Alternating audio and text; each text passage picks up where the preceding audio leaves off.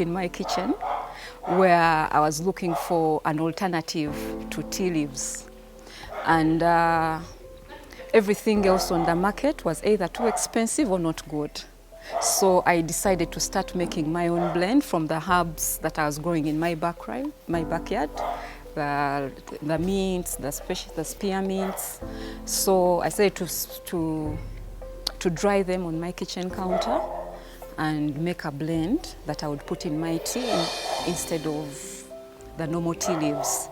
Moving fast forward, when COVID happened, I realized there was a need for lemons and limes and oranges because they were becoming very expensive. So that's when I got the idea, what if I dehydrate these lemons, I dehydrate these limes and oranges, and then I can have them in and out of season, and I can just add them in my tea without necessarily having to get the lemons and cut it and squeeze the juice out of it. What if I just have a powder that I can just add in my blend and have a lemon tea? So that is how I start now to incorporate the fruits into the blends. And how I get to the market, I made my first blend. I go with it to the workplace. By then I was still working, and my colleagues wanted to taste. So they became my first customers. We source our raw materials mainly from farmers.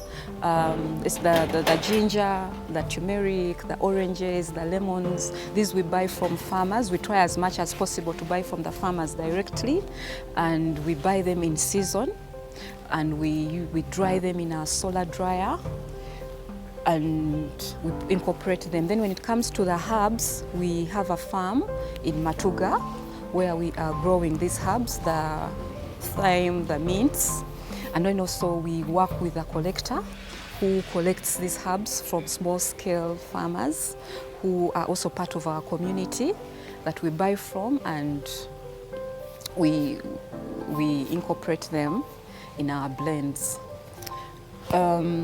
We also noticed that most of the times people are importing mainly these herbal teas from China, but they take the ingredients from here.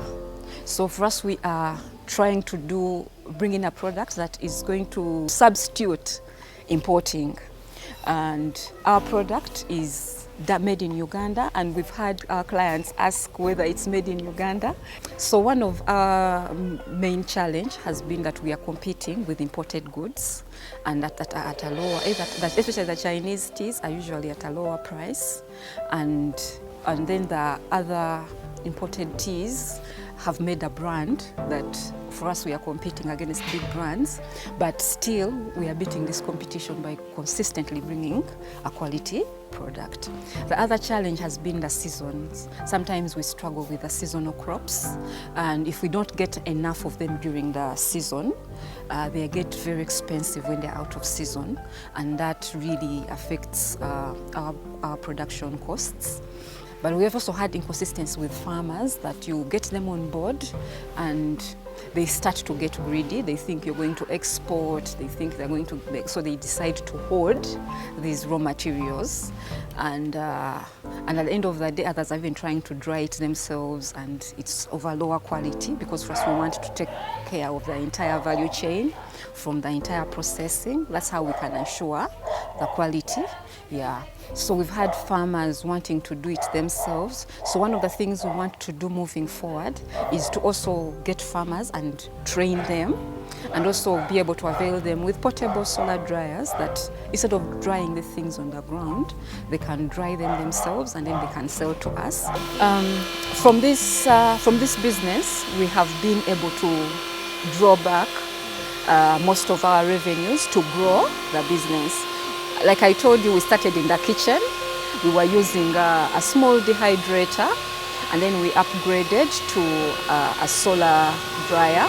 But when we were also able to win some funding through the NSSF High Innovator that we used to set up our farm in Matuga, we currently now have a 5-ton solar dryer. We have a greenhouse where we are growing these herbs, and an open field where we are also growing the herbs.